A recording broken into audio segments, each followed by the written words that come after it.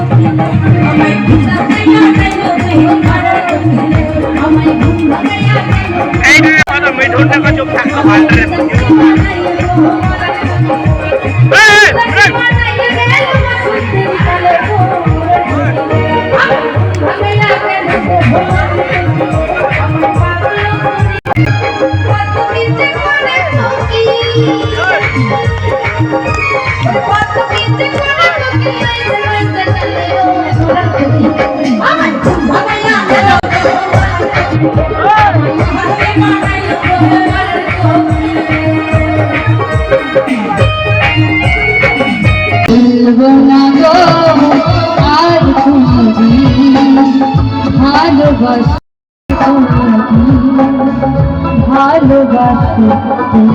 তোমারে বলবো না গো আর ভালোবাসি আমাদের বাইকটাকে এখন বের করে নিচ্ছি, আমরা এখন চলে যাব। রাত 2টো বাজে।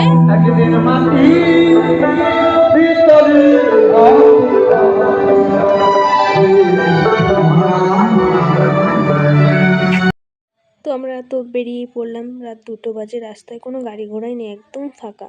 তো কি করা যাবে, এই যে প্রায় চলেই এসেছি বাড়ির কাছাকাছি। বাড়িতে এসে গেছি, মানে বাড়িতে ঢোকার সঙ্গে সঙ্গে আমাদের আগে আমাদের ইসে করে, সে হচ্ছে আমাদের ডগি। যেই আসুন না কেন সে আগেই দাঁড়িয়ে থাকবে। তো ভিডিওটা এই পর্যন্ত।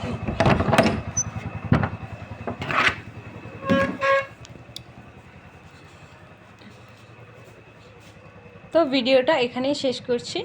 সবাই লাইক কমেন্ট শেয়ার করে দিও, সবাই পাশে থেকো। Tata bye.